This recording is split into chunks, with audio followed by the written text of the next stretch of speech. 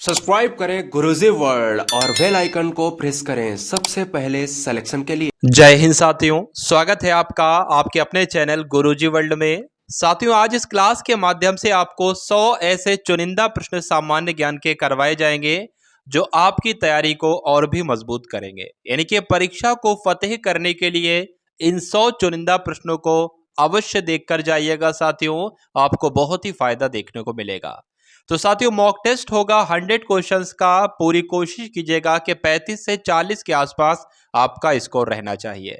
तो पहला प्रश्न आपकी स्क्रीन पर आ चुका है, बहुत ही तेजी के सामने यहां पर हम लोग प्रश्न देखेंगे। तो पहला प्रश्न आपके स्क्रीन पर है कि संविधान के कौन से अनुच्छेद के तहत भारत सरकार का यानी कि भारत का उच्चतम न्यायालय मौलिक अधिकारों के प्रवर्तन के लिए रिट जारी कर सकता है। तो सर्वोच्च न्यायालय जो मौलिक अधिकारों के प्रवर्तन के लिए रिट जारी करता है, ये कौन से अनुच्छेद में है, ये आपसे साथियों पूछा जा रहा है। तो अनुच्छेद 32 आपको ध्यान रखना है। इस क्वेश्चन का राइट आंसर जो होगा वह अनुच्छेद 32 के साथ जाएगा। उसके बाद देखिए साथियों, अगले नंबर का प्रश्न है कि हार्ड डिस्क किस प्रकार की स्टोरेज डिवाइस है। तो हार्ड डिस्क की अगर साथियों बात करें तो ऑफलाइन स्टोरेज है, तृतीय स्टोरेज है, प्राथमिक स्टोरेज है या द्वितीयक स्टोरेज है। अगर बात करें साथियों हार्ड डिस्क की, तो ये एक मैग्नेटिक डिस्क का प्रकार होता है। हार्ड डिस्क जो है ये द्वितीयक स्टोरेज डिवाइस है, ये आपको ध्यान रखना है। ये प्रश्न आपसे परीक्षा में बहुत बनता है। तो जो लोग भी ऑप्शन नंबर डी के साथ हैं बिल्कुल करेक्ट हैं। उसके बाद देखिए कि अफ्रीका में विक्टोरिया जलप्रपात किस नदी पर स्थित है। पहली बात आपको यह ध्यान रखना है कि अफ्रीका यानी कि विक्टोरिया जलप्रपात कौन से कहां पर है, तो अफ्रीका में है। ये किस नदी पर स्थित है, तो जाम्बेजी नदी पर स्थित है। ये दो बातें आप लोग ध्यान रखेंगे। आंसर आपका जो जाता है वो ऑप्शन नंबर ए के साथ जाएगा। चलिए, उसके बाद देखिए अगले नंबर का प्रश्न कि 1 पेटाबाइट आपको बताना है किसके बराबर होता है। देखिए मैं आपको बता देता हूं कि 1 पेटाबाइट जो होता है वो किसके बराबर होता है, 1024 टीबी के बराबर होता है। तो जो लोग भी यहां पर ऑप्शन नंबर ए के साथ हैं बिल्कुल करेक्ट आंसर। अगर बात करें 1024 बाइट किसके बराबर होता है, तो 1 केबी के बराबर होता है। 1 केबी किसके बराबर होता है, 1 एमबी के। 1024 एमबी जो होता है वो 1 जीबी के बराबर होता है, और 1 जीबी 1 टीबी के बराबर, और 1024 टीबी जो होता है वो 1 पीटी के बराबर या होता है। ये सारी जानकारी आप लोग ध्यान रखेंगे। चलिए, उसके बाद देखिए कि कंप्यूटर शब्दावली में CLI की फुल फॉर्म क्या होती है, आपसे पूछी जा रही है, बताने की कोशिश करेंगे। तो कोड लाइन इंटरफेस या कंट्रोल लाइन इंटरफेस या कमांड लाइन इंटरफेस, या आपका ऑप्शन नंबर डी है सेंट्रल लाइन इंटरफेस। तो अगर बात करें कमांड लाइन इंटरफेस की, तो ये साथियों CLI की फुल फॉर्म हो जाएगी, ये आपको ध्यान रखना है। तो जिनका आंसर ऑप्शन नंबर सी के साथ है बिल्कुल करेक्ट है। उसके बाद देखिए अगले नंबर का प्रश्न आपकी स्क्रीन पर। आप सभी लोगों से साथियों रिक्वेस्ट करूंगा कि इस वीडियो को एक बार लाइक कर दीजिए, और इस वीडियो को हो सके तो अपने एक दो मित्रों के साथ शेयर आप सभी लोग जरूर कर देंगे। चलिए, तो छठे नंबर का प्रश्न आपकी स्क्रीन पर है कि निम्नलिखित भारतीय संविधान के अनुच्छेदों में से कौन सा अनुच्छेद में राज्यों में विधान परिषदों के गठन के लिए प्रावधान किया गया है। तो राज्यों में जो विधान परिषद का गठन होता है, तो ऐसा कौन से अनुच्छेद में लिखा हुआ है, ऐसा अनुच्छेद 169 में लिखा हुआ है। यह बात आपको ध्यान रखना है। और अगर आपसे यह पूछ लिया जाए कि भारत में कितने राज्यों में विधान परिषद है, तो 6 राज्यों में। वो 6 राज्य कौन कौन से हैं, तो उत्तर प्रदेश, कर्नाटक, महाराष्ट्र और बिहार, आंध्र प्रदेश, तेलंगाना। इतना आपको ध्यान रखना। अगर विधान परिषद की बात करें तो ये विधानमंडल का उच्च सदन कहलाता है। नेक्स्ट नंबर का क्वेश्चन देखिए और बताइए इसका राइट आंसर कि भारत का पहला वायसराय कौन बना था, ये आपसे पूछा जा रहा है। कई बार ये प्रश्न मैं आपको करवा चुका हूं। चलिए, तो यहां पर अगर आपका right answer option number A यानी कि लॉर्ड कैनिंग के साथ जा रहा है, तो बिल्कुल करेक्ट आंसर आपका हो जाएगा। एक प्रश्न आपसे पूछा जाता है कि किसके कार्यकाल में भारत में बजट प्रस्तुत किया गया था। तो लॉर्ड कैनिंग का कार्यकाल था, और जेम्स विल्सन ने भारत में बजट पेश किया था पहली बार, ये आपको ध्यान रखना है।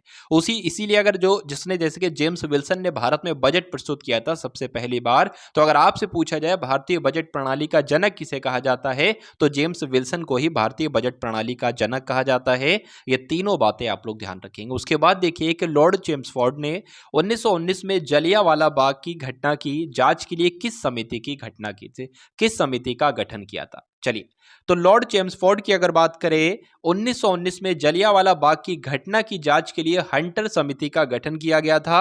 यह आपको ध्यान रखना है। अगर जिनका आंसर ऑप्शन नंबर डी के साथ जा रहा है, तो बिल्कुल करेक्ट आंसर आपका हो जाता है। बहुत बढ़िया, वेरी गुड क्लास। अगर बात करें साथियों यहाँ पर आपसे दो तरीके के, एक तरीके का यहाँ पर प्रश्न पूछा जाता है कि जलियांवाला बाग हत्याकांड हुआ था, इसके विरोध में आकर नाइटहुड की उपाधि किसने वापस कर दी थी? तो रविन्द्रनाथ टैगोर ने वापस कर दी थी, ये भी आप लोग ध्यान रखेंगे। उसके बाद देखिए कि काकतीय राजवंश का अंत निम्नलिखित में से किसके द्वारा किया गया था? तो काकतीय राजवंश का अंत जो है वो साथियों दिल्ली सल्तनत के द्वारा किया गया था, आपको ध्यान रखना है। आंसर आपका किसके साथ जाएगा भाई? ऑप्शन नंबर डी के साथ जाएगा। उसके बाद देखिए अगले नंबर का प्रश्न आपकी स्क्रीन पर है कि लोकसभा के अध्यक्ष का चुनाव किसके द्वारा किया जाता है? जो लोकसभा के अध्यक्ष होते हैं, यानी कि लोकसभा के अध्यक्ष जो होते हैं, इनको किसके द्वारा चुना जाता है? तो जो लोकसभा के सदस्य होते हैं उनके द्वारा लोकसभा के अध्यक्ष को चुना जाता है।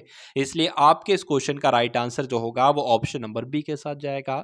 चलिए भाई, अब उसके बाद देखिए अगले नंबर का प्रश्न कि एशिया का सबसे बड़ा बस टर्मिनस कौन सा है, ये आपसे पूछा जा रहा है। तो एशिया का सबसे बड़ा बस टर्मिनस की बात आई है, ये साथियों तेल अवीव में स्थित है। यानी कि कहां पर स्थित है? तो साथियों चेन्नई में स्थित है, आपको ध्यान रखना है, चेन्नई में स्थित है। चेन्नई मोफसिल बस टर्मिनस इसका नाम है। ये दो बातें आप लोग ध्यान रखेंगे, ठीक है। चलिए उसके बाद देखिए, यानी कि दो बातें आप लोग ये ध्यान रखेंगे कि एशिया का सबसे बड़ा बस टर्मिनस कहां पर स्थित है? तो चेन्नई में, और इसका नाम क्या है? तो चेन्नई मोफसिल बस टर्मिनस है। ये दो बातें आप लोग ध्यान रखेंगे। अब उसके बाद देखिए अगले नंबर का प्रश्न आपकी स्क्रीन पर है, बताने की कोशिश कीजिए। ब्रुसेल्स में, जिनेवा में, ओस्लो में या स्टॉकहोम में? तो बात करें साथियों, ये प्रश्न महत्वपूर्ण है, आप लोग इसको अपने माइंड में स्टोर करेंगे। यहाँ पर थोड़ा सा ध्यान देने की जरूरत यह है कि अगर आपसे ये पूछा जाए कि नोबेल शांति पुरस्कार किस नगर में दिया जाता है, तो आपका उत्तर होना चाहिए ओस्लो। और अगर आपसे ये पूछा जाए शांति क्षेत्र के अलावा, यानी कि यहाँ पर तो नोबेल जो पुरस्कार दिया गया वो शांति के क्षेत्र में दिया गया है, लेकिन अगर किसी और क्षेत्र में, जो जितने भी और सभी शांति के क्षेत्र के अलावा जिस क्षेत्र में नोबेल पुरस्कार दिए जाते हैं वो कहां पर दिए जाते हैं, वो किस नगर में दिए जाते हैं? तो वो तो स्टॉकहोम में दिया जाता है। कहां पर? स्टॉकहोम में दिया जाता है। लेकिन जो शांति के क्षेत्र में नोबेल पुरस्कार दिया जाता है वो ओस्लो में दिया जाता है। ये दोनों बातें आप लोग ध्यान रखेंगे, क्योंकि एग्जामिनर आपको कंफ्यूज करके ये प्रश्न जरूर आपसे पूछेगा। चलिए उसके बाद देखिए कि किसी भी क्षेत्र में असाधारण एवं लब्ध प्रतिष्ठ सेवा के लिए किसी व्यक्ति को राष्ट्रपति द्वारा प्रदत्त सर्वोच्च असैनिक पुरस्कार का नाम आपसे पूछा जा रहा है। भारत रत्न, पद्मश्री, पद्म विभूषण या पद्म भूषण? तो बात करें साथियों इस प्रश्न का आपका सही उत्तर क्या होगा, बताने की कोशिश करेंगे। तो भारत रत्न इस क्वेश्चन का बिल्कुल करेक्ट आंसर हो जाता है। यानी कि आंसर आपका जो जाता है वो किसके साथ जाएगा भाई? भारत रत्न के साथ जाएगा।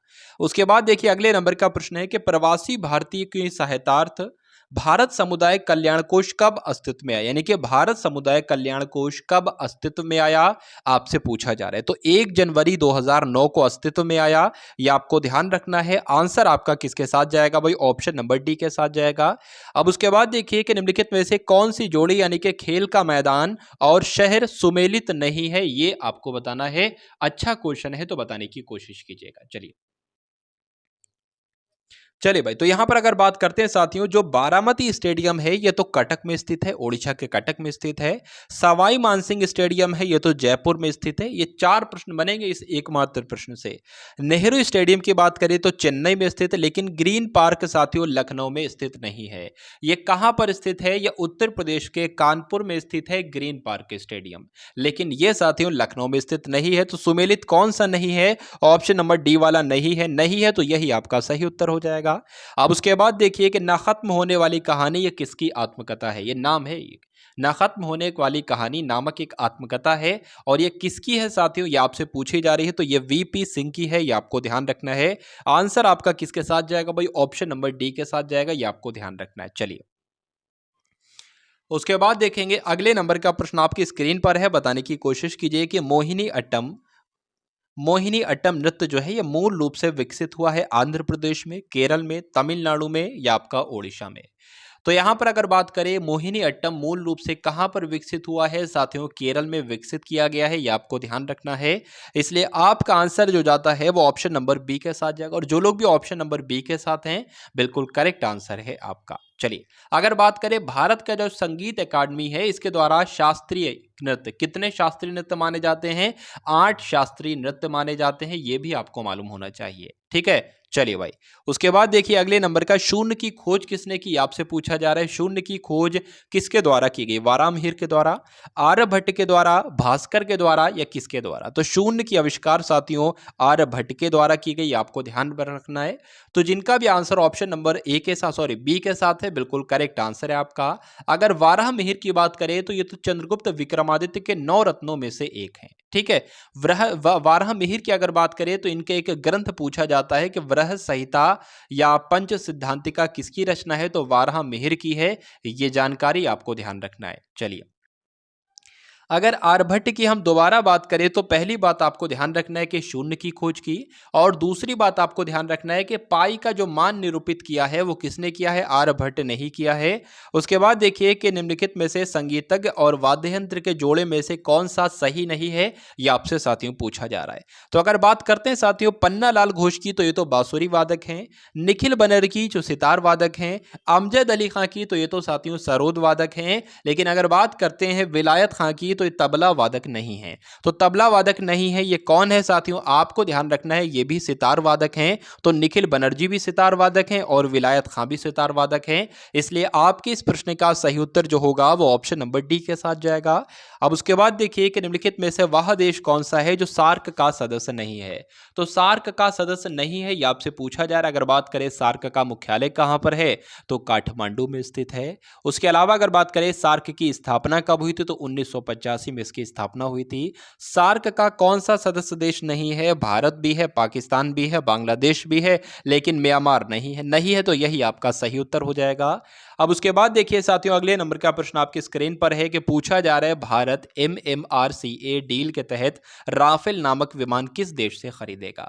यानी कि भारत जो है ये राफेल नामक विमान है, ये किस देश से खरीदेगा आपसे पूछा जा रहा है। तो साथियों फ्रांस से खरीदेगा, ये आप लोग ध्यान रखेंगे। आंसर आपका किसके साथ जाएगा? ऑप्शन नंबर सी आपके इस क्वेश्चन का बिल्कुल करेक्ट आंसर है।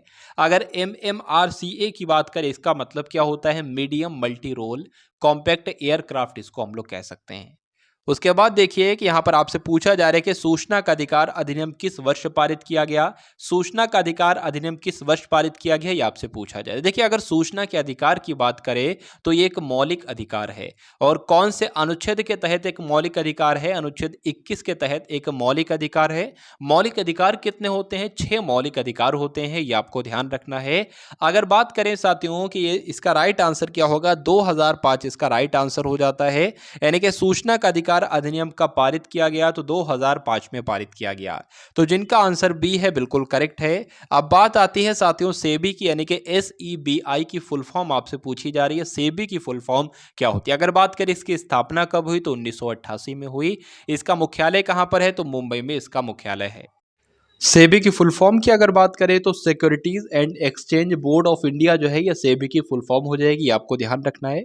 तो आंसर जिनका ऑप्शन नंबर बी के साथ है बिल्कुल करेक्ट है। उसके बाद देखिए अगले नंबर का प्रश्न है कि एन राजम ने किस क्षेत्र में ख्याति प्राप्त की है? यानी कि नृत्य से संबंधित है, चित्रकारी से संबंधित है, वायलिन वादक है, या कर्नाटक संगीत से संबंधित है, ये आपसे साथियों पूछा जा रहा है। तो अगर बात करें साथियों ये वायलिन वादन है, आपको ध्यान रखना है वायलिन वादक है, वायलिन से संबंधित है, इसलिए आपका आंसर जो जाता है वो किसके साथ जाता है भाई? ऑप्शन नंबर सी के साथ जाएगा। नेक्स्ट नंबर का क्वेश्चन देखिए और बताइए इसका राइट आंसर कि डॉक्टर सलीम मोइजुद्दीन अली अब्दुल किसके लिए प्रसिद्ध है? पक्षी विज्ञानी के लिए, शल्य चिकित्सा के लिए, वकील है ये, कि या कंप्यूटर वैज्ञानिक हैं? तो ये साथियों कौन है आपको ध्यान रखना है, पक्षी वैज्ञानिक हैं। इसलिए आंसर आपका किसके साथ हो जाता है? ऑप्शन नंबर ए के साथ हो जाता है। उसके बाद देखिए कि एक सहकारी समिति में पालन किया जाने वाला सिद्धांत कौन सा होता है? मान लीजिए एक सहकारी समिति है तो उसमें कौन से सिद्धांत का पालन किया जाएगा? एक अधिकार वोट का, एक आदमी एक वोट का, कोई वोट नहीं का, किसका इस्तेमाल किया जाएगा आपसे पूछा जा रहा है। तो एक आदमी एक वोट का इस्तेमाल किया जाएगा, इसलिए आपका आंसर जो है वो क्या हो जाता है भाई? ऑप्शन नंबर बी के साथ आपके इस क्वेश्चन का बिल्कुल करेक्ट आंसर है। नेक्स्ट नंबर का क्वेश्चन देखिए कि Indira Gandhi memorial tulip garden कहां पर स्थित है? चंडीगढ़ में, मैसूर में, श्रीनगर में, या दार्जिलिंग में? तो साथियों कहां पर स्थित है आपको बताना। इस क्वेश्चन का राइट आंसर क्या होगा? श्रीनगर, आप लोग ध्यान रखेंगे। यानी कि Indira Gandhi memorial tulip garden कहाँ पर स्थित है? तो श्रीनगर में स्थित है। तो जो लोग भी यहाँ पर ऑप्शन नंबर सी के साथ है बिल्कुल करेक्ट हैं। उसके बाद देखिए कि 4 साल में एक बार घटने वाली घटना को किस रूप में वर्णित किया जाता है? तो साथियों, जो 4 साल में एक बार घटेगा उसको द्विवार्षिक तो कहा नहीं जा सकता, त्रैवार्षिक भी नहीं कहा जा सकता, बहुवर्षीय भी नहीं कहा जा सकता, उसको कहेंगे साथियों चतुर्वार्षिक। तो जो लोग भी यहाँ पर ऑप्शन नंबर बी के साथ है बिल्कुल सही उत्तर है उनका। कौन सा, यानी कि वह कौन सा सुरक्षा बल है जो केंद्रीय गृह मंत्रालय के तहत नहीं है? तो केंद्रीय गृह मंत्रालय के तहत नहीं है, वो आपसे पूछा जा रहा है, बताने की कोशिश कीजिए, बताइए। चलिए, तो यहां पर अगर बात करते हैं साथियों, क्या इसका राइट आंसर होगा? रेलवे सुरक्षा बल की बात करें तो ये रेल मंत्रालय के अंतर्गत जो है वो साथियों के अंतर्गत आता है। ठीक है, यानी कि आपका बता दूं कि रेलवे सुरक्षा बल जो है साथियों ये रेल मंत्रालय के अंतर्गत ही तो आएगा। तो इसलिए आपके इस क्वेश्चन का राइट आंसर क्या हो जाता है? ऑप्शन नंबर सी हो जाता है। उसके अलावा अगर बात करें जो भारतीय सेना है, थल सेना है, जल सेना है, ये तीनों सेनाएं साथियों ये रक्षा मंत्रालय के अंतर्गत आती हैं, आपको ध्यान रखना है। अगर बात करें जो बीएसएफ है, आईटीबीपी है, सीआईएसएफ है, ये सारे के सारे गृह मंत्रालय के अंतर्गत आती है। तो ये जानकारी भी आपको मालूम होना चाहिए। नेक्स्ट नंबर का क्वेश्चन देखिए कि कलिंग पुरस्कार की बात चल रही है साथियों, ये कौन देता है आपसे पूछा जा रहा है। अगर कलिंग पुरस्कार की बात करें साथियों तो ये तो यूनेस्को के द्वारा दिया जाता है। किसके द्वारा दिया जाता है? यूनेस्को के द्वारा दिया जाता है। तो जिनका आंसर ऑप्शन नंबर ए है बिल्कुल करेक्ट है। अगर बात करें कलिंग पुरस्कार किस क्षेत्र में दिया जाता है, तो विज्ञान के क्षेत्र में दिया जाता है, ये भी आपको ध्यान होना चाहिए। तो जिनका आंसर कुल मिला के ए था बिल्कुल करेक्ट था। संयुक्त राष्ट्र के महासचिव बनने वाले पहले अफ्रीकी व्यक्ति का नाम आपसे पूछा जा रहा है। तो Kofi Annan, Boutros Ghali, Nelson Mandela या बिन्नी मंडेला? अगर बात करें साथियों यहाँ पर कोफी अन्नान की, तो ये आपको ध्यान रखना है संयुक्त राष्ट्र के महासचिव बनने वाले पहले अफ्रीकी व्यक्ति थे। तो जो लोग भी यहाँ पर ऑप्शन नंबर ए के साथ हैं बिल्कुल करेक्ट आंसर उनका। बहुत बढ़िया, वेरी गुड क्लास। जब भारत एक गणतंत्र बन गया तब परमवीर चक्र किसके स्थान पर आया? विक्टोरिया क्रॉस के स्थान पर, आयरन क्रॉस के स्थान पर, युद्ध कौशल क्रॉस के स्थान पर या नाइट ग्रैंड क्रॉस के स्थान पर? तो यहाँ पर साथियों आपको ध्यान रखना है, क्या ध्यान रखना है कि जब भारत एक गणतंत्र बन गया तो परमवीर चक्र जो है किसके स्थान पर आया? विक्टोरिया क्रॉस के स्थान पर आया। ये मोस्ट इंपॉर्टेंट क्वेश्चन है, आपको ध्यान रखना है। और अगर विक्टोरिया क्रॉस की बात करें तो ये ब्रिटेन का सबसे बड़ा सैन्य सम्मान कहलाता है। कौन सा? Victoria cross. उसके बाद देखेंगे अगले नंबर का प्रश्न आपकी स्क्रीन पर है कि विश्व खाद्य पुरस्कार प्राप्त करने वाले पहले व्यक्ति कौन थे? आपसे परीक्षा में प्रश्न जरूर बनेगा, तो बताने की कोशिश कीजिए कि विश्व खाद्य पुरस्कार पाने वाले पहले व्यक्ति कौन थे। तो साथियों कौन थे? एम एस स्वामीनाथन थे। इनको विश्व खाद्य पुरस्कार पाने वाले ये पहले भारतीय थे। और अगर एम एस स्वामीनाथन की बात करें तो यह भारत में हरित क्रांति के जनक कहे जाते हैं। तो जो लोग भी यहाँ पर ऑप्शन नंबर सी के साथ है बिल्कुल करेक्ट है। अगर भारत में हरित क्रांति के जनक की बात करें तो एम एस स्वामीनाथन थे, और विश्व में हरित क्रांति के जनक की बात करें तो नॉर्मन बोरलॉन्ग का नाम आपको ध्यान रखना है। उसके बाद देखिए फिर से आपको क्या करना है भाई, सुमेलित करना है, यानी कि समिति का संबंध किस विषय से है ये आपको बताना है। चलिए, तो यहाँ पर बात करें सुरेश तेंदुलकर समिति थी, इसका संबंध क्या गरीबी रेखा से? गरीबी रेखा से था, तो बिल्कुल सही।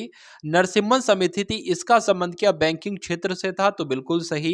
राजा चेलैया समिति का संबंध कर सुधारों से था, और मदन मोहन पुच्छी आयोग का संबंध केंद्र और राज्य संबंध था। तो जैसे ही आपको दिख रहे हैं ऐसे ही बिल्कुल सुमेलित हो जाएंगे, और इसलिए आपका राइट आंसर क्या हो जाएगा? ऑप्शन नंबर ए के साथ आपके इस क्वेश्चन का बिल्कुल करेक्ट आंसर है। सीवीएफ से क्या अभिप्राय है, यानी कि सीवीएफ की फुल फॉर्म आपसे पूछी जा रही क्या होगी?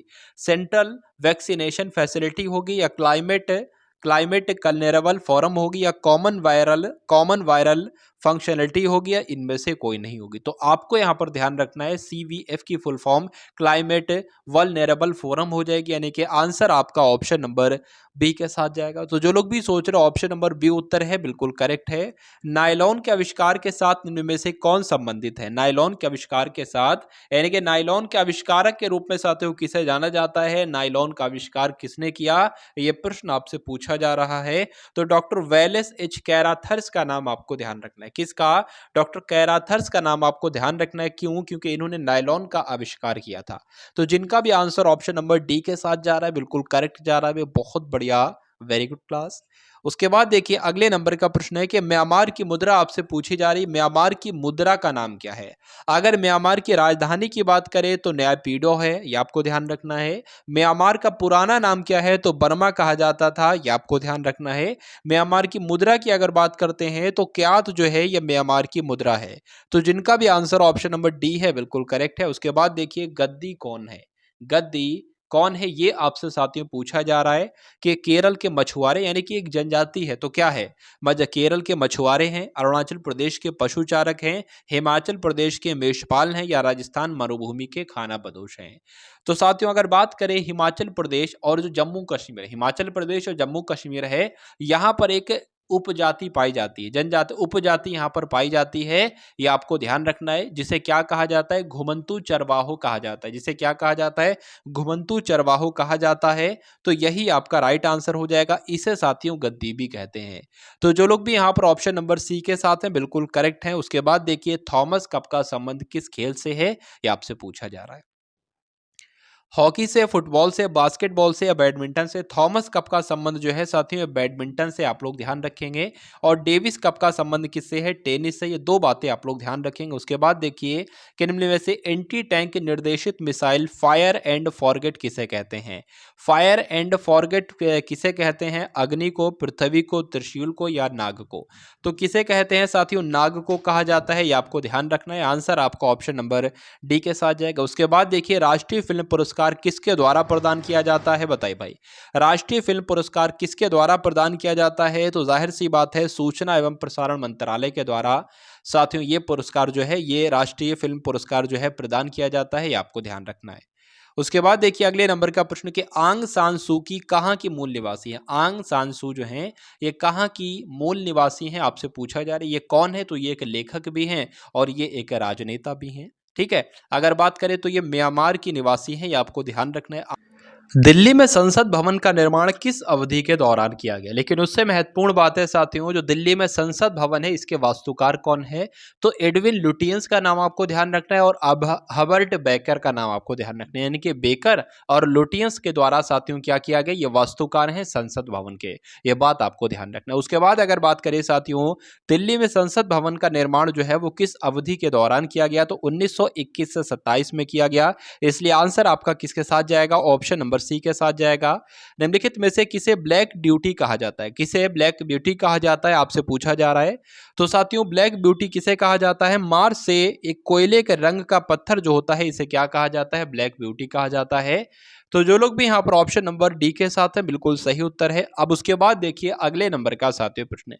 कभी कभार इस प्रकार के प्रश्न आपके सामने आ जाते हैं कि 700019 का पिन कोड है, यानी कि किसका पिन कोड है, पश्चिम बंगाल का, बिहार का, झारखंड का, उड़ीसा का। तो पश्चिम बंगाल का साथियों ये पिन कोड है, ये आप लोग ध्यान रखेंगे। चलिए ऐसे जिए जैसे कि यह आपका आखिरी दिन है, ऐसे सीखो कि आप हमेशा जीवित रहेंगे। यह शब्द किसके द्वारा कहा गया है, महात्मा गांधी जी के द्वारा, पंडित जवाहरलाल नेहरू के द्वारा, एपीजे अब्दुल कलाम के द्वारा, या चाणक्य के द्वारा। तो किसके द्वारा कहा गया है ये कथन साथियों, महात्मा गांधी जी के द्वारा कहा गया है, आपको ध्यान रखना है, मोस्ट इंपॉर्टेंट कथन है। अब उसके बाद देखेंगे कि परवेज मुशर्रफ की जीवन कथा in the line of fire के गुप्त लेखक कौन है, यानी कि in the line of fire के लेखक आपसे पूछे जा रहे हैं भाई कौन है, ये आपको बताना है। तो हुमायूं गौहर का नाम आपको ध्यान रखना है, ये इसके लेखक हैं। इसलिए आपका आंसर जो जाएगा वो हुमायूं गौहर यानी कि ऑप्शन नंबर ए के साथ जाएगा। निम्न में से कौन सा जुड़वा नगर सही है, आपसे पूछा जा रहा है, यानी कि इनमें से कौन से आमने सामने दो जुड़वा नगर हैं, आपसे पूछे जा रहे हैं। तो कोचीन और एर्नाकुलम इस क्वेश्चन का बिल्कुल करेक्ट आंसर हो जाता है, ये आपको ध्यान रखना है। उसके बाद देखिए कि साथियों एंटार्क्टिका में तीसरे भारतीय शोध केंद्र की स्थापना किस नाम से की गई है। तो किस नाम से की गई है, आपको ध्यान रखना है, भारतीय नाम से की गई है। इसलिए आंसर आपका ऑप्शन नंबर बी के साथ जाएगा। उसके बाद देखिए साथियों न्यूमिस्मेटिक्स किसका अध्ययन है, न्यूमिस्मेटिक्स शब्द जो है ये साथियों किसका अध्ययन है, ये आपसे पूछा जा रहा है, बताइए। तो आपको ध्यान रखना है, इसको हिंदी में मुद्रा शास्त्र कहा जाता है। तो जब इसको मुद्रा शास्त्र हिंदी में कहा जाएगा तो ये किसका अध्ययन होगा साथियों? सिक्कों का अध्ययन कहलाता है, न्यूमिस्मेटिक्स, जिसको हिंदी में कहा जाता है मुद्रा शास्त्र। तो जो लोग भी यहाँ पर ऑप्शन नंबर ए के साथ हैं, बिल्कुल करेक्ट आंसर। उसके अलावा मैं आपको बता दूं साथियों, ऑर्नियोथोलॉजी की बात करें तो पक्षियों का अध्ययन, पेडोलॉजी की बात करें तो मिट्टी का अध्ययन कहा जाता है, और वायरोलॉजी की बात करें तो वायरस का अध्ययन कहा जाता है। ये 3 पॉइंट भी आप लोग ध्यान रखेंगे। सैनिक व सामान को अधिक ऊंचाई पर पहुंचाने सहित अपनी संचालन क्षमता बढ़ाने के लिए भारत ने अत्यधिक सशक्त हेलीकॉप्टर वायुसेना में औपचारिक रूप से शामिल किया है। किसको शामिल किया है, या आपसे पूछा जा रहा, बताने की कोशिश करेंगे। इस प्रश्न का सही उत्तर आपका क्या होगा, बताइए भाई। चलिए, तो किसको किया है? MI-17V5 को किया है, इसलिए आपका आंसर किसके साथ जाएगा भाई? ऑप्शन नंबर डी के साथ आपका आंसर जाएगा। उसके बाद देखिए अगले नंबर का प्रश्न है कि लेखक आपके सामने है और भाषाएं आपके सामने हैं। आपको बताना है साथियों इस क्वेश्चन का राइट आंसर क्या होगा, यानी कि इनमें से कौन सा सुमेलित नहीं है। तो कौन सा सुमेलित नहीं है, यह आपसे पूछा जा रहा है, बताने की कोशिश करेंगे। तो राजा राव की अगर बात करते हैं तो ये तो तेलुगु भाषा से संबंधित लेखक हैं। गोविंद देशपांडे की बात करते हैं तो मराठी से संबंधित लेखक हैं। सुब्रमण्यम भारती की बात करते हैं तो तमिल से संबंधित लेखन है। लेकिन ताराशंकर बंदोपाध्याय की अगर बात करते हैं तो ये साथियों गुजराती से संबंधित लेखक नहीं है। क्यों ये बांग्ला साहित्यकार हैं, ये आपको ध्यान रखना है। इसलिए कौन सा सुमेलित नहीं होगा? ऑप्शन नंबर डी वाला सुमेलित नहीं होगा। तो यही आपका सही उत्तर है। पंडित राम नारायण ने निम्नलिखित में से किस क्षेत्र में अपनी प्रतिभा का प्रदर्शन किया था, आपसे पूछा जा रहा है। तो पंडित राम नारायण की अगर साथियों बात करते हैं तो निम्नलिखित में से किस क्षेत्र में अपनी प्रतिभा का प्रदर्शन किया था, यह आपसे पूछा जा रहा है, तो बताने की कोशिश करेंगे। तो शास्त्रीय संगीत के क्षेत्र में साथ इन्होंने अपनी प्रतिभा का वर्णन किया था, प्रदर्शन किया था। आपको ध्यान रखना है, आंसर आपका ऑप्शन नंबर बी के साथ है। उसके बाद देखिए फेडरेशन कप किस खेल से संबंधित है, आपसे पूछा जा रहा है, बताइए भाई। चलिए, तो फेडरेशन कप का संबंध किस खेल से है? फुटबॉल से है। ये आपको ध्यान रखना है। किससे है भाई? फुटबॉल से है। यानी कि आंसर आपका ऑप्शन नंबर डी के साथ होगा, क्योंकि इसमें फुटबॉल ऑप्शन में ही नहीं है, तो डी आपको चुनना पड़ेगा। अगर फीफा वर्ल्ड कप की बात करें तो फुटबॉल का सबसे बड़ा टूर्नामेंट होता है भाई फीफा वर्ल्ड कप। उसके बाद देखिए अगले नंबर का प्रश्न है कि भारतीय अंतरिक्ष कार्यक्रम का क्या उद्देश्य है? तो भारतीय अंतरिक्ष कार्यक्रम का उद्देश्य दूर संचार का विस्तार करना नहीं, प्राकृतिक संपदा की खोज करना नहीं, देश की सुरक्षा की निगरानी करना। तो बिल्कुल भाई, भारतीय अंतरिक्ष कार्यक्रम का उद्देश्य जो है वो देश की सुरक्षा की निगरानी करना है। उसके बाद देखिए जनगणना 2011 के अनुसार न्यूनतम साक्षरता दर वाला राज्य कौन सा है? तो जहां पर सबसे कम साक्षरता दर है साथियों वो राज्य बिहार है, मैं आपको कई बार बता चुका हूं। और सबसे अधिक साथियों कौन सा साक्षरता दर वाला राज्य है? तो केरल है। ये भी आप लोग क्या करेंगे, ये भी आप लोग ध्यान रखेंगे। चलिए, अब उसके बाद देखिए कि जनांकिकीय अंतराल शब्द क्या सूचित करता है? तो क्या सूचित करता है जनांकिकीय अंतराल शब्द साथियों? जन्म और मृत्यु दर के बीच अंतर को ही क्या कहा जाता है? जनांकिकीय अंतराल कहा जाता है। आपको ध्यान रखना है। इसलिए जो लोग भी यहाँ पर ऑप्शन नंबर डी के साथ है बिल्कुल करेक्ट आंसर है उनका। उसके बाद देखिए भारत ने पिछली बार किस ओलंपिक खेल में हॉकी में स्वर्ण पदक जीता था, बताने की कोशिश कीजिए, बताइए। चलिए, तो क्या इसका राइट आंसर होगा, बताने की कोशिश कीजिए। तो जो 1980 में साथियों हुआ था, भारत ने पिछली बार किस ओलंपिक खेल में हॉकी स्वर्ण पदक जीता था? तो भारत ने 1980 का जो मास्को ओलंपिक हुआ था यहां पर हॉकी का स्वर्ण पदक जीता था। ये आपको ध्यान रखना है। उसके बाद देखेंगे अगले नंबर का प्रश्न आपके स्क्रीन पर। लोकनृत्य और राज्यों के युग्मों में कौन सा एक सुमेलित नहीं है, आपसे पूछा जा रहा है। देखिए अगर बात करें पश्चिम बंगाल का एक लोक नृत्य है बाउल, बिल्कुल सही। उत्तर प्रदेश का है कजरी, बिल्कुल सही। महाराष्ट्र का है तमाशा, बिल्कुल सही। लेकिन झूमर की अगर बात करते हैं तो यह हरियाणा का साथियों एक लोक नृत्य नहीं है, तो यही आपका राइट आंसर हो जाएगा। झूमर की अगर बात करें तो यह लोक नृत्य साथियों कई सारे राज्यों में किया जाता है। पश्चिम बंगाल में भी किया जाता है, छत्तीसगढ़ में भी किया जाता है, बिहार में भी किया जाता है, लेकिन हरियाणा में नहीं किया जाता है, तो यही आपका राइट आंसर है। उसके बाद देखिए कि जंप बॉल शब्द निम्नलिखित में से किससे संबंधित है, यानी कि किस एक खेल में जंप बॉल शब्द का इस्तेमाल किया जाता है, आपसे पूछा जा रहा है। तो जंप बॉल की अगर बात करें साथियों, यह कहां पर इस्तेमाल किया जाता है? बास्केटबॉल के खेल में इस शब्द का इस्तेमाल किया जाता है। तो आंसर आपका किसके साथ जाएगा भाई? ऑप्शन नंबर सी के साथ जाएगा। उसके बाद देखिए कि भारत में प्रिंस ऑफ वेल्स संग्रहालय का नया नाम निम्नलिखित में से क्या है, बताइए। भारत में प्रिंस ऑफ वेल्स संग्रहालय जो है इसका जो नया नाम है साथियों क्या है? अगर बात करें साथियों यहाँ पर छत्रपति शिवाजी संग्रहालय, तो आपको ध्यान रखना है कि प्रिंस ऑफ वेल्स संग्रहालय का नया नाम क्या है? छत्रपति शिवाजी संग्रहालय है, ये आप लोग ध्यान रखेंगे। तो जिनका भी आंसर, जो लोग भी यहाँ पर ऑप्शन नंबर डी ए के साथ है, बिल्कुल करेक्ट आंसर है। 2018 में एक फिल्म रिलीज हुई थी जिसका नाम था पद्मावत। तो इसके निर्देशक आपसे पूछे जा रहे हैं भाई कौन है, ये आपको बताना है। इस क्वेश्चन का राइट आंसर क्या है? तो इसके निर्देशक साथियों बात करें तो साथियों कौन है? संजय लीला भंसाली थे। इसलिए आपका आंसर किसके साथ जाएगा भाई? ऑप्शन नंबर डी के साथ आपके इस क्वेश्चन का बिल्कुल करेक्ट आंसर हो जाता है। उसके बाद देखिए कि यूएसए इतिहास के वह एकमात्र राष्ट्रपति कौन है जिन्होंने आज तक 2 बार गैर निरंतर अमेरिकी राष्ट्रपति के रूप में पदभार संभाला है, आपसे पूछा जा रहा है। तो उनका नाम साथियों क्या है? ग्रोवर क्लीवलैंड का नाम आपको ध्यान रखना है। ग्रोवर क्लीवलैंड का नाम आपको ध्यान रखना है। क्यों ध्यान रखना है? क्योंकि यूएस इतिहास के ये एकमात्र राष्ट्रपति हैं जिन्होंने 2 बार गैर निरंतर अमेरिकी राष्ट्रपति के रूप में पदभार संभाला है। ग्रोवर क्लीवलैंड इनका नाम है। नेपाल की पहली महिला राष्ट्रपति कौन थी, आपसे पूछा जा रहा है। तो नेपाल की पहली महिला राष्ट्रपति देवी विद्या देवी भंडारी थी, आपको ध्यान रखना है। आंसर आपका किसके साथ जाएगा? ऑप्शन नंबर बी के साथ जाएगा। अगर बात करें आईपी एड्रेस की, यानी कि आईपी पते की, तो आईपी एड्रेस के बिंदुदार दशमलव प्रारूप में हर सेट को क्या कहा जाता है, ये आपसे पूछा जा रहा है। तो ऑक्टेट कहा जाता है, आपको ध्यान रखना है भाई।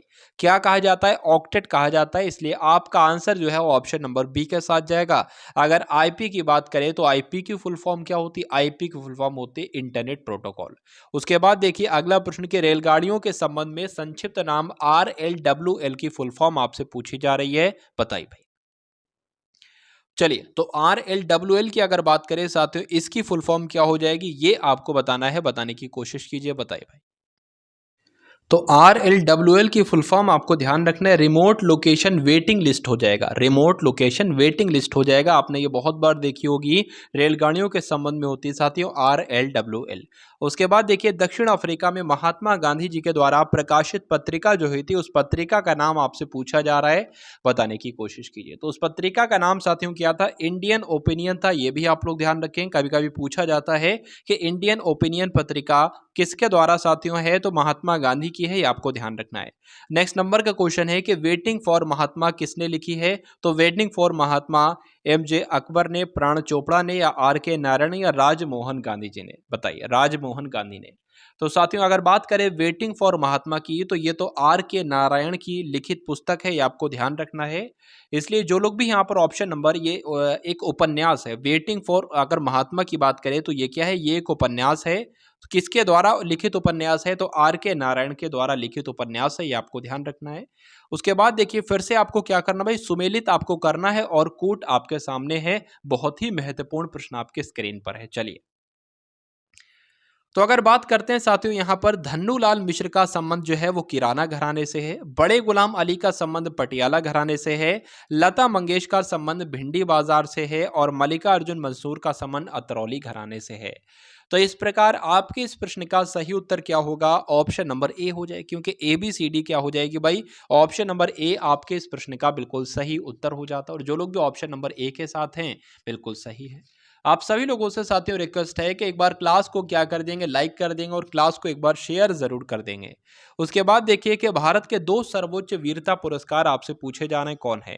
तो एक तो साथियों परमवीर चक्र हो जाएगा और एक अशोक चक्र हो जाएगा।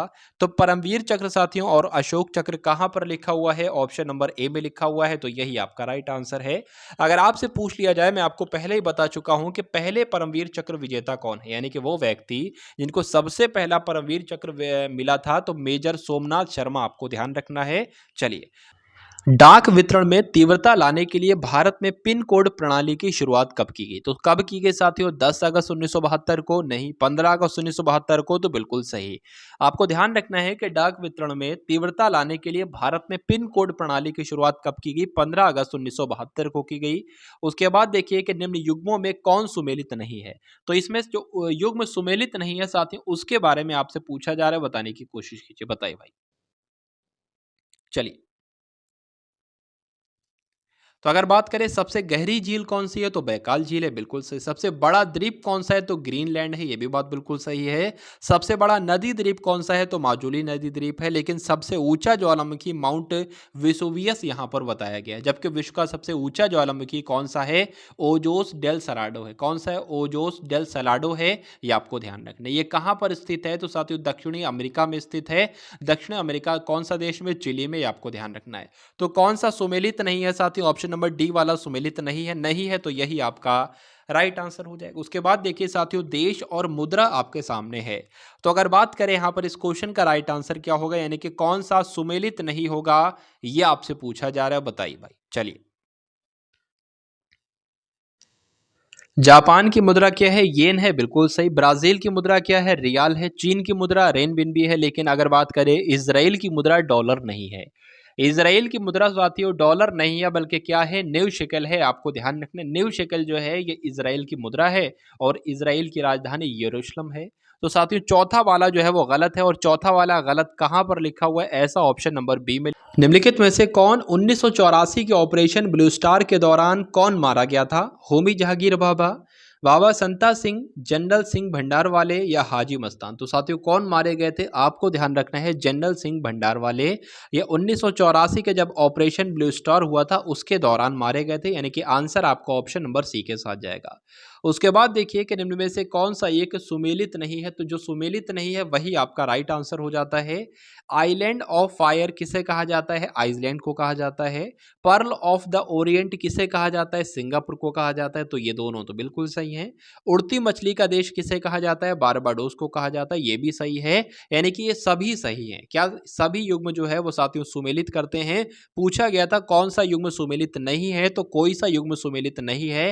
राइट आंसर जो होगा साथियों क्या हो जाएगा, ऑप्शन नंबर डी हो जाएगा। यानी कि जो मतलब निकाला जाता है साथियों कौन सा युग्म सुमेलित नहीं है, तो उपरोक्त में से कोई नहीं, यानी कि सभी सही हैं। आंसर आपका किसके साथ जाएगा, ऑप्शन नंबर डी के साथ। चलिए,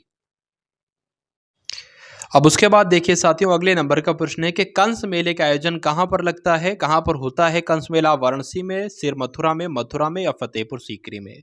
तो बात करें साथियों मथुरा में, तो कंस मेले का आयोजन कहां पर किया जाता है, मथुरा में किया जाता है। अगर पूछे कि एशिया का सबसे बड़ा पशु मेला कौन सा है, तो सोनपुर मेला जो है ये एशिया का सबसे बड़ा पशु मेला, और विश्व में जो सबसे बड़ा मेला होता है वो कुंभ मेला होता है, ये आपको ध्यान रखना है। उसके बाद देखिए अगले नंबर का प्रश्न है कि भारत में ज्ञानपीठ पुरस्कार पाने वाली पहली महिला कौन थी। जिनको ज्ञानपीठ पुरस्कार मिला वो भारत की पहली महिला थी, उनका नाम आपसे पूछा जा रहा है। तो आशा पूर्णा देवी उनका नाम था, ये नाम आपको ध्यान रखना है। तो जो लोग भी यहाँ पर ऑप्शन नंबर डी के साथ हैं बिल्कुल करेक्ट हैं। अगले नंबर का प्रश्न है कि नारा दो बूंद जिंदगी की ये किस कार्यक्रम के साथ संबंधित है। आपने बहुत सुना होगा दो बूंद जिंदगी के, तो साथियों ये किस कार्यक्रम के साथ संबंधित है, तो पल्स पोलियो से संबंधित है, ये आपको ध्यान रखना है। आंसर आपका किसके साथ जाएगा भाई, ऑप्शन नंबर सी के साथ जाएगा। अगर बात करें पोलियो के टीके की खोज किसने की, तो जॉन साल्क ने पोलियो के टीके की खोज की, ये भी आप लोग ध्यान रखेंगे। चलिए, अब उसके बाद देखिए कि विश्व व्यापार संगठन की स्थापना कब की गई, तो विश्व व्यापार संगठन की स्थापना का मुख्यालय कहां पर है, तो जिनेवा में तो इसका मुख्यालय है। इसकी स्थापना की बात करें तो 1995 में इसकी स्थापना की गई थी, ये आपको ध्यान रखना है। तो जो लोग भी यहां पर ऑप्शन नंबर बी के साथ हैं बिल्कुल करेक्ट हैं। नेक्स्ट नंबर का क्वेश्चन है कि भारत में राष्ट्रीय सुशासन दिवस कब मनाया जाता है, तो कब मनाया जाता है भारत में राष्ट्रीय सुशासन दिवस साथियों, 25 दिसंबर को भारत में राष्ट्रीय सुशासन दिवस के रूप में मनाया जाता है, ये आपको ध्यान रखना है। जिनका भी आंसर ऑप्शन नंबर बी के साथ है बिल्कुल करेक्ट है। विश्व का सबसे पुराना वेब ब्राउजर कौन सा है, World Wide Web, Mosaic, Opera, Netscape, बताइए। नेटस्टॉक। अगर सबसे पुराने वेब ब्राउजर की बात करें साथियों तो वो तो www ही साथियों क्या है, ये वेब ब्राउजर ऐसा है जो सबसे पुराना है विश्व में। तो इसलिए आपका राइट आंसर क्या होगा, ऑप्शन नंबर ए आपके इस क्वेश्चन का बिल्कुल करेक्ट आंसर है। अगर बात करें www के आविष्कारक कौन है, तो टिम बर्नर्स ली जो है ये www के ही आविष्कारक हैं। 2017 में प्रकाशित भारतीय अंग्रेजी उपन्यास जिसका नाम था नो अदर वर्ल्ड, तो आपसे पूछा यह जा रहा है कि नो अदर वर्ल्ड के लेखक कौन हैं। तो नो अदर वर्ल्ड के लेखक आपसे पूछे जा रहे हैं, आपको बताना है कि राहुल मेहता है, निधि चनानी है, चेतन भगत हैं या अमीश त्रिपाठी हैं। तो राहुल मेहता की आपको ध्यान रखना है, नो अदर वर्ल्ड ये पुस्तक है। आंसर आपका किसके साथ जाएगा भाई, ऑप्शन नंबर ए के साथ जाएगा। उसके बाद देखिए कि स्पुतनिक 1 निम्नलिखित देशों में से किसके द्वारा प्रक्षेपित किया गया था? तो स्पुतनिक 1 की अगर बात करें तो ये तो सोवियत संघ के द्वारा साथियों प्रक्षेपित किया गया था, आपको ध्यान रखना है। आंसर आपका किसके साथ हो जाता है? ऑप्शन नंबर सी के साथ आपका आंसर है। नेक्स्ट नंबर का क्वेश्चन है कि फुटबॉल का खेल जो होता है साथियों, ये किस रूप में जाना जाता है? बताइए भाई। चलिए, यानी कि फुटबॉल का खेल का एक अन्य नाम भी है, वो नाम आपसे पूछा जा रहा है, बताने की कोशिश करेंगे। तो सॉकर भी कहा जाता है। क्या कहा जाता है भाई? सॉकर भी कहा जाता है। आंसर आपका किसके साथ जाएगा भाई? ऑप्शन नंबर सी के साथ जाएगा। जिनका सी जा रहा है उत्तर बिल्कुल करेक्ट है। उसके बाद देखिए अगले नंबर का प्रश्न है कि निम्नलिखित में से किस स्थल को यूनेस्को की विश्व विरासत के स्थलों की सूची में शामिल किया गया है? तो साथियों किसको किया गया है आपसे पूछा जा रहा है, बताने की कोशिश कीजिए। बताइए भाई। चलिए, तो यहाँ पर अगर बात करें सुंदरबन नेशनल पार्क जो है, जो कहाँ पर स्थित है? पश्चिम बंगाल में स्थित है। ये यूनेस्को की विश्व विरासत सूची में शामिल है, आपको ध्यान रखना है। चलिए, अगर चिल्का झील यहाँ पर लिखा हुआ है, चिल्का झील की बात करें तो ये कहाँ पर स्थित है? ओडिशा में स्थित है। डल झील की बात करें साथियों, कहाँ पर स्थित है? श्रीनगर में स्थित है। ये आप लोग ध्यान रखेंगे। संयुक्त राष्ट्र संघ की स्थापना कब हुई थी आपसे पूछा जा रहा है। तो संयुक्त राष्ट्र की स्थापना कब हुई थी? तो 24 अक्टूबर 1945 को हुई थी। संयुक्त राष्ट्र दिवस भी कब मनाया जाता है? 24 अक्टूबर को इसी वजह से मनाया जाता है।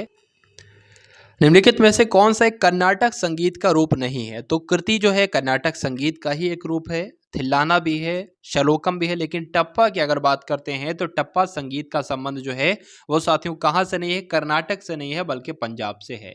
तो पंजाब से संबंधित हो जाएगा टप्पा, कर्नाटक से संबंधित नहीं होगा। नहीं होगा तो यही आपका सही उत्तर हो जाता है। उसके बाद देखिए कि निम्न में से कौन सा युग्म सुमेलित नहीं है? तो कौन सा युग्म सुमेलित नहीं है, ये आपसे पूछा जा रहा है। चलिए, तो क्या होगा इस क्वेश्चन का साथियों राइट आंसर? अगर बात करें कि हिंडनबर्ग रेखा जो है वो तो जर्मनी और पोलैंड के बीच है, बिल्कुल सही है। मैगिनॉट रेखा जर्मनी और फ्रांस के बीच है, बिल्कुल सही। मेनरहीम रेखा रूस और फिनलैंड के बीच है, बिल्कुल सही। कौन सा युग्म सुमेलित नहीं है साथियों कहा जा रहा है? तो आंसर आपका किसके साथ जाएगा? ऑप्शन नंबर डी के साथ जाएगा। इसका मतलब यह है कि सभी युग्म जो हैं वो सुमेलित हैं।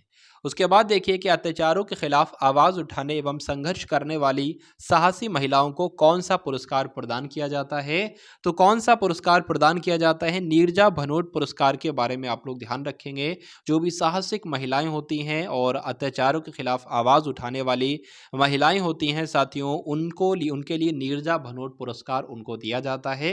ये आपको ध्यान रखना है। आंसर आपका ऑप्शन नंबर ए के साथ जाएगा। उसके बाद देखिए कि निम्नलिखित राज्यों में से कौन सा तट अपने सुंदर सागर पुलिनों के लिए सबसे अधिक सुविख्यात है? बताइए। गुजरात, गोवा, तमिलनाडु या ओडिशा? यहां पर आपका राइट आंसर साथियों क्या हो सकता है? इसका राइट आंसर आपका गोवा हो जाएगा। यानी कि गोवा जो है अपने सुंदर वन सागरों बीच के लिए सबसे अधिक विख्यात है। आंसर आपका ऑप्शन नंबर बी। उसके बाद देखिए कि पीर बख्श का संबंध किससे है आपसे पूछा जा रहा है। बताइए भाई, पीर बख्श का संबंध किससे है, ये आपसे पूछा जा रहा है। तो आप लोग यहाँ पर ध्यान रखेंगे कि पीर बख्श का संबंध जो है ग्वालियर घराने से है। किस घराने से साथियों? ग्वालियर घराने से है, ये आपको ध्यान रखना। उसके अलावा जयपुर घराने की अगर साथियों बात करते हैं तो एक नाम आपको ध्यान रखना है, मोहम्मद अली खान का। इनका संबंध जयपुर घराने से आपसे पूछा जाएगा। एक प्रश्न आपसे पूछा जाता है कि लखनऊ घराने को साथियों किस अन्य नाम से जाना जाता है? तो पूरब घराना कहा जाता है लखनऊ घराने को, ये आपको ध्यान रखना है। नेक्स्ट नंबर का क्वेश्चन आपकी स्क्रीन पर आ गया है कि राष्ट्रीय भौतिकी प्रयोगशाला कहाँ पर स्थित है?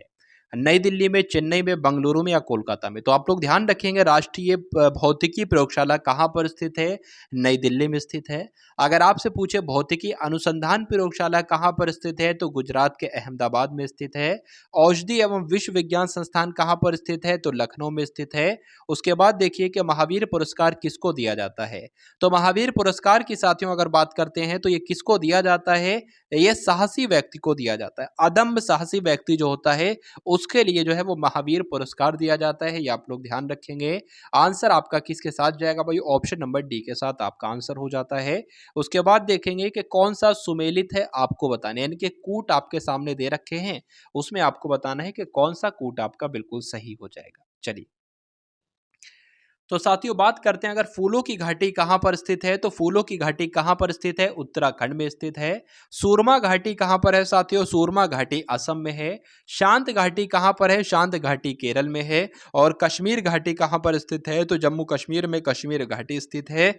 यानी कि पहले ए का हो जाएगा साथियों 4, बी का हो जाएगा 3 और सी का हो जाएगा 1 और 4 का हो जाएगा साथियों 2। तो 4312 जहां पर लिखा होगा वही आपका राइट आंसर हो जाएगा। और कहां पर लिखा है, तो ऑप्शन नंबर सी में लिखा हुआ है, तो यही आपका सही उत्तर है। उसके बाद देखिए अंतिम प्रश्न आपके स्क्रीन पर है कि नेटिविटी चर्च कहां पर स्थित है। नेटिविटी चर्च कहां पर स्थित है, परीक्षा में प्रश्न आपके सामने साथियों कभी कभी आ जाता है, तो ये आपको बताने इस क्वेश्चन का राइट आंसर क्या होगा। तो बैथलेहम एक जगह है, तो बैथलेहम आप लोग ध्यान रखेंगे कि नेटिविटी चर्च कहां पर स्थित है, बैथलेहम में स्थित है। और अगर प्रश्न आपसे कि बनेगा कि ईसा मसीह का जन्म कहां पर हुआ था, तो बैथलेहम में ही ईसा मसीह का जन्म हुआ था, यह बात भी आपको ध्यान रखना है। तो ये थे साथियों आपके सामने 100 अति महत्वपूर्ण प्रश्न जो कि सामान्य ज्ञान के थे। तो उम्मीद करता हूं ये क्लास आपको पसंद आई होगी। अगर पसंद आई है तो क्लास को लाइक करके एक बार शेयर कर देंगे। क्लास को शेयर करने के अलावा चैनल को सब्सक्राइब भी कर लेंगे। मिलते हैं हम सभी लोग आने वाली वीडियो में। जय हिंद साथियों। सब्सक्राइब करें गुरुजी वर्ल्ड और बेल आइकन को प्रेस करें सबसे पहले सिलेक्शन के लिए।